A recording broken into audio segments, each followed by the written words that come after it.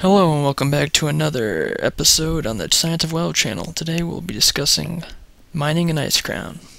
Now I know I said in my previous video that I was thinking about dropping mining, but after patch 3.2 the circumstances have drastically changed.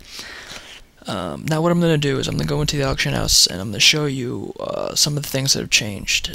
Now Serenite ore is still at its high of 45 gold per stack. But with the new patch, there's a higher demand for titanium. Now if you look in there right now, titanium ore is going for about 300 gold per stack just for the ore, and titanium bar is going up to 720 gold per stack. This is just 2 days after the 3.2 patch has been installed on my server. After I saw this, it really made me want to get into the titanium markets, and that's what we're going to be focusing this video on today. So before we start talking about mining titanium, first we're going to take a few glimpses at the changes in engineering in patch 3.2. Now as you can see, there's a new auction house in Dalaran, which only engineers can use. Secondly, there are a few plans have been added. One of these is the northern wormhole generator that I'll be creating for you right now. All I need is one crystallized air, which I'm going to grab off the auction house. If you haven't seen or noticed, I am using a auction house add-on called Auctionator. It's like Auctioneer, but it's less of a memory hog and lets me enjoy more of the game.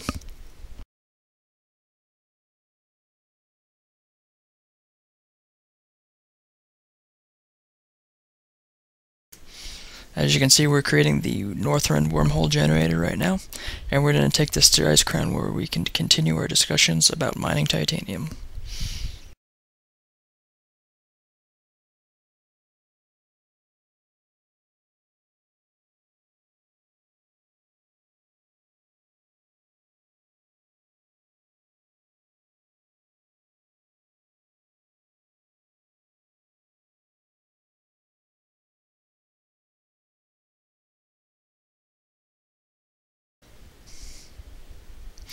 So now that we're in Icecrown, we can start mining some titanium, but I don't have a optimized path yet created, so I'm going to pull up my routes menu by typing /routes into the command line.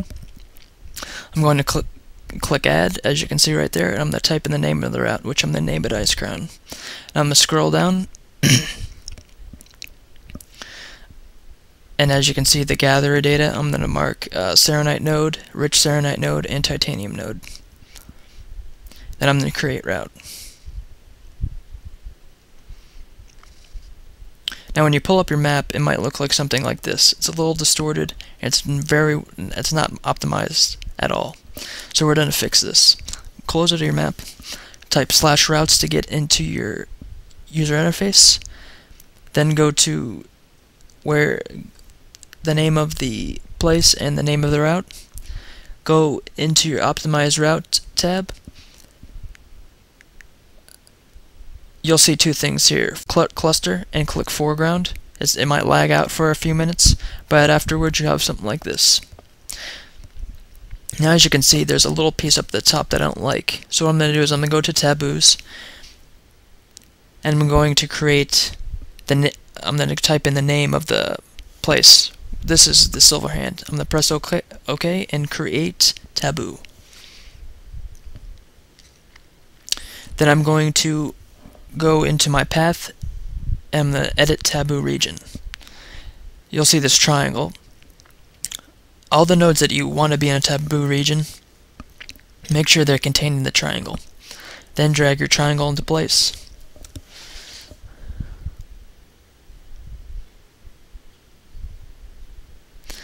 You don't have to put all of the path in the triangle, just the node locations. You can just figure out which is a node location by the corners on the path. That is always a node. Once you've done this, exit out of your map. Type /routes to get back to the user interface. And save taboo region. Now we're going to go to our path. We're going to check the taboo under the silver hand under the taboos tab, and we're going to go back to our optimized route and press foreground. Now after it's been generated, you'll notice that the path has changed, and all the nodes inside the taboo region have been deleted. Now that we have our optimized path and our regions that are in the taboo have been deleted, we're going to go on our 1 hour run.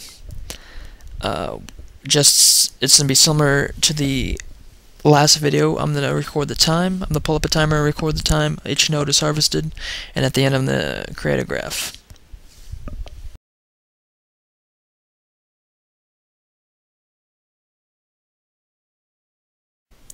What was actually pretty interesting about this run was compared with Zoldrak, where I had mostly all the nodes to myself and no competition, and I was free to just go around my optimized path without any worry. With Icecrown, it was actually the total opposite. Icecrown's a PvP zone, so you got the Horde competing with you and killing you over nodes. You also got other player competitions. I think I slash-shooted this, and there was about 49 players in there versus Zoldrak was maybe under 10. So it really was different compared to what I was used to with Zoldrak. But the thing that I didn't really expect was to get so many more drops on each node. I think each node dropped at average about 5 or 6 ores compared to Zoldrak, which is about 2 or 3. Even though Serenite does sell for less, if you count the ore for Cobalt and Serenite, the Serenite nodes and the Titanium nodes dropped a lot of gems. The small gems, which sell for about 1.5, I got 8 of those, and I got the more rare, the blue gems, I got about 5 of those, and those sell about 30 gold a pop, so it was actually a pretty successful run. Another thing about Zoldrak is Cobalt is the Cobalt Zoldrak run is a very consistent run. You always get that. I ran it again afterwards, and I actually got about 150 gold more than the 390 before it. I think it was about actually about 110. It was about 480 gold per hour that I was getting compared to the 390 the last video. Another thing about the Icecrown is it's a lot bigger, and the ore densities per path. Certain areas there would be hardly any nodes, and a lot of areas, and the other areas would have a lot of nodes. So I think Icecrown, the path needs to be a little bit tweaked with my taboo regions. So we're just going to grab this quick node here, and that'll be the end of the run. We're going to go back on Iron Forge, sell our junk and everything, and we can you look in my backpack there, you'll see what I get. So I got about 6 sacks of Serenite, 5 of the rare gems, and about 8 of the less quality gems. Looks actually I got about 8 or 9 stacks of Serenite. So when we get back to smelting interface, I got 104 Serenite bars that I can make, and I can make 10 titanium. I did start out with 34 Serenite in my bag. So that means I probably picked up about 140. I think there was 146 or something. So that's my goblin beam welder that I made with my mats. And this is what I'm trying to work on. It's the Jeeves repair bot. That's why I need all the Serenite to make my scrap box construction kits. So here's a breakdown, the graph I made. As you can see, it's not really that linear. I wasn't really expecting it. The run was a pretty bad run. I made a lot of mistakes, and as you can see, about 1,500 seconds in, that's about 25 minutes in, and then 3,000 seconds in, it's about 50 minutes in. There are steep inclines, so I'm going to take a look at the path, and I'm going to edit my taboo region so to make sure to hit those up a couple more times. So here's the list that I made.